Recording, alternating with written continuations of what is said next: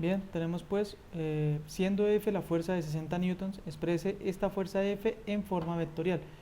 Recordemos rápidamente que todo vector F o todo vector fuerza siempre va a ser su magnitud multiplicado por su vector unitario. Es decir, en este caso, ¿cuál sería nuestra magnitud? En este caso, nuestra magnitud F sería igual a los 60 newtons. Y ahora, ¿cuál sería su vector unitario? Entonces, el vector unitario lo podemos definir como el punto en el que inicia la fuerza, en este caso el punto B, hasta el punto en que termina la fuerza, que en este caso es el punto C. Es decir, en este caso sería el vector BC, ¿cierto? Vector posición BC sobre la magnitud de ese cierto vector BC. De modo pues, ¿qué nos quedaría? Entonces vamos a ver, estamos manejándonos en un plano, ¿cierto? No conocemos los ejes, entonces vamos a suponer que los ejes son, por ejemplo, digamos que este va a ser nuestro eje Y, que este va a ser nuestro eje X. De forma que vamos desde B hasta C. Para ir desde B hasta C, ¿cuánto recorremos en el eje X? En este caso estamos viendo que recorremos más 635 milímetros, es decir, pasándolo a metros sería entonces 0,635, o sea 635 en sentido positivo de Y, es decir, porque vamos a favor del eje X, ¿cierto? Vamos a favor del eje X. Ahora tenemos que ir desde O hasta el punto C, perdón, desde B hasta el punto C, pero en Y. En este caso, ¿cuánto estaríamos recorriendo? En este caso estaríamos recorriendo, si vemos como está establecido acá, el brazo tiene su final acá. Entonces, ¿qué tendríamos? Que sumar esos 635, sumarle esos 740, es decir, a 635 le tengo que sumar 740 y eso ¿cuánto nos daría? Tendríamos que nos va a dar 1,35, ¿cierto? 1,375 m aproximadamente. Entonces aquí sería menos porque vamos en dirección contraria al eje Y, entonces menos 1375 llevándolo a metros en sentido J. Ahora, ¿qué nos quedaría? Pues simplemente establecer que esto que tenemos acá, ¿qué sería? La magnitud sería entonces simplemente cada uno de los componentes al cuadrado. Entonces 1,375, ¿cierto? Aquí faltó la coma. Todo ello al cuadrado. Es decir, haciendo nuestras cuentas, ¿cuánto nos daría? Entonces 0,635 sobre la raíz cuadrada de 0,635 al cuadrado más 1,375 al cuadrado. Todo ello nos daría, acá nos daría aproximadamente 0,42 en y menos, colocamos la otra coordenada que sería 1,375, nos daría 0,90, entonces menos 98 aproximadamente, 908 en sentido J. De modo pues que nuestro vector fuerza establecido como vector sería entonces los 60 multiplicados por ese vector unitario, el cual sería 0,42 en y menos 0,908 en J. Haciendo las cuentas tendríamos entonces 60 por 0,42, tendríamos 25,2, es decir, aquí sería 25,2 en y ahora tendríamos 0,908, daría entonces 54,48, es decir, acá menos 54,48 J, unidades, newtons, ¿ok? Que es la unidad de la fuerza. El vector unitario, ese vector unitario nunca va a llevar unidades. ¿Por qué? Porque lo que me indica simplemente es la dirección en la cual se está moviendo este vector, que en este caso, este vector se mueve a lo largo de toda esta línea que está en verde. Bien, ahí terminaríamos pues el ejercicio.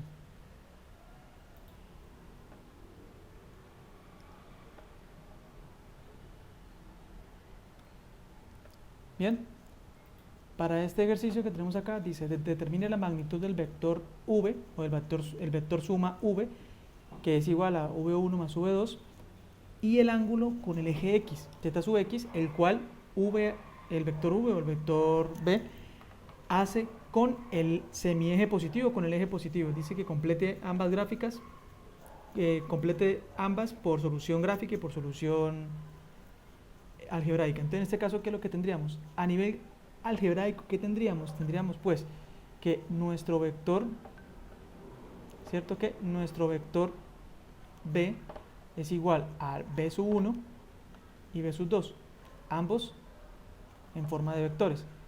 De modo pues, saquemos cómo quedaría nuestro vector 1. Entonces, ese vector 1 tiene 10 unidades, ¿cierto? 10 unidades. ¿Y cuál es su vector unitario? En este caso no me están diciendo de dónde a dónde va, me están dando unas ciertas indicaciones, ¿cierto? 4 y 3. Es decir, que esta línea tiene una pendiente tal que me muevo 4 en X mientras subo 3 en Y.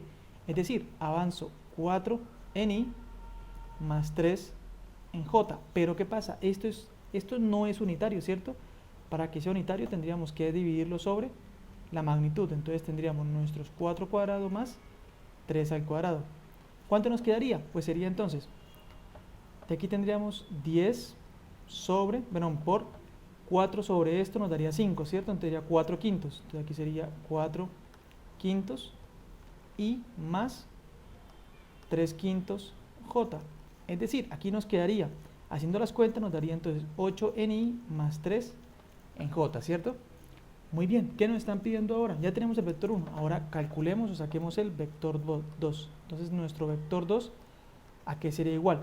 Entonces, vector 2 dice que tiene 12 de magnitud, ¿cierto? Tiene 12 unidades de magnitud. Ahora, tiene un determinado ángulo de 60 grados. Vamos a ver, entonces este ángulo de 60 grados lo que nos indica simplemente es que esta flecha tiene unas determinadas componentes. En este caso, tiene componentes en X y en Y. La componente en X, ¿para dónde va? Va en sentido contrario al eje, por tanto va a ser negativa. Entonces sería menos, aquí sería multiplicado por el coseno, ¿cierto? Menos coseno de 60. Y ahora subiendo, ¿cuánto sería? Como va subiendo, va a favor del eje, entonces sería positivo. Entonces sería más, en este caso, más el seno de 60 y ello en J. De modo pues, ¿cómo nos quedaría? Entonces 12 por el coseno de 60 por menos el coseno de 60 nos daría menos 6. Entonces tenemos menos 6 en I, ¿cierto?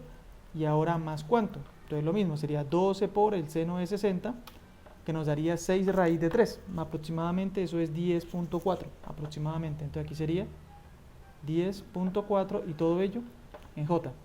De modo pues, el vector suma, ¿cómo nos quedaría? Pues sería simplemente la suma de cada componente en X, componentes en Y o en J, se sumen mutuamente. Entonces sería 8 menos 6, tendríamos 2, ¿cierto? Entonces tendríamos 2 en I, y ahora 3 más 10.4, entonces tendríamos 13.4. Entonces aquí tendríamos más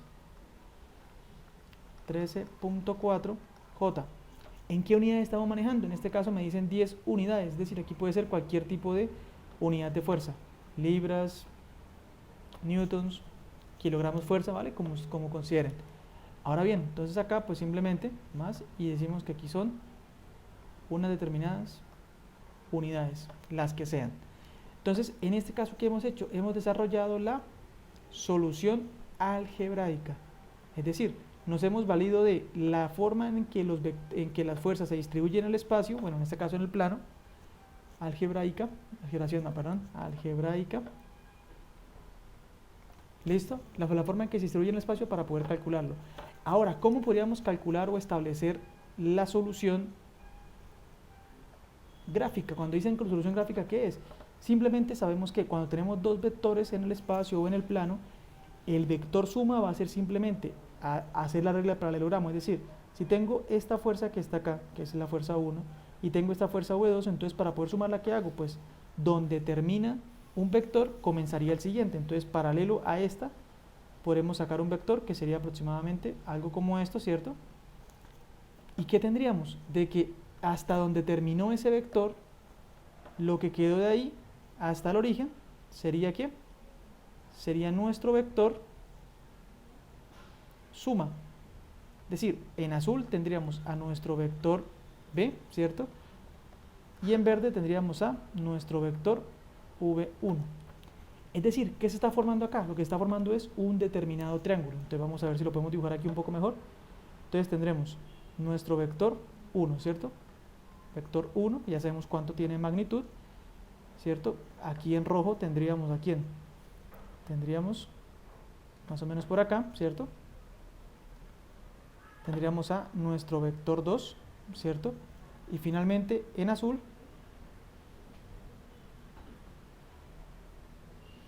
listo, vamos a dejarlo un poquito ahí, ya lo modificamos.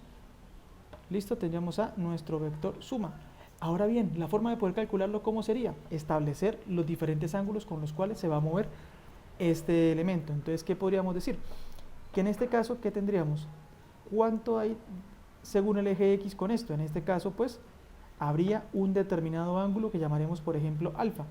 Ese ángulo alfa, que es igual, si nos damos cuenta, alfa tiene 3 y 4, por tanto, alfa va a ser igual a ¿quién? A la tangente inversa de 3/4. ¿Eso cuánto nos daría? Entonces, tangente inversa de 3/4 daría 36,86. Entonces, aquí tendríamos 36,86 grados. Ahora bien, si nos fijamos en el dibujo, a ver, recordemos acá, aquí tendremos alfa. Siguiendo con el dibujo, entonces, ¿qué pasa? Nos dicen, acá se establece el eje Y. ¿Qué va a pasar? Entonces, aquí, con respecto al eje X, ¿cierto? Se están formando 60 grados. Por tanto, acá tendremos 30 grados. Es decir, ¿qué ángulo se tiene que formar acá? En este caso, pues, se formarían los 60 grados, ¿cierto? Aquí tendríamos los 60 grados. Entonces, ¿cómo sería la forma de poder empezar a resolver esto? Pregunta, ¿conocemos cuánto vale este de acá? Este ángulo, llamémoslo, por ejemplo, a que nos piden, que es θ sub x, ¿verdad? ¿Lo conocemos? En principio no, ¿verdad? Con lo cual, para ese triángulo, ¿qué podemos hacer? Calcularlo o establecer ¿qué? Efectivamente el teorema, ¿cierto? Teorema de cosenos. Entonces, ¿cómo lo hacemos? Pues básicamente el teorema de cosenos, ¿qué nos dice? Nos dice que el vector o un cateto B es igual a ¿quién? A un cateto V sub 1 más un cateto V sub 2 menos 2 veces el cateto 1, el V1, V2 multiplicado por el coseno del ángulo que se forma. ¿Ese ángulo cuál sería? Pues sería entonces el ángulo alfa que hemos calculado más los 60, ¿cierto? Todo ello nos tiene que determinar cuánto valdría nuestro vector B. En este caso, ¿cuánto nos da?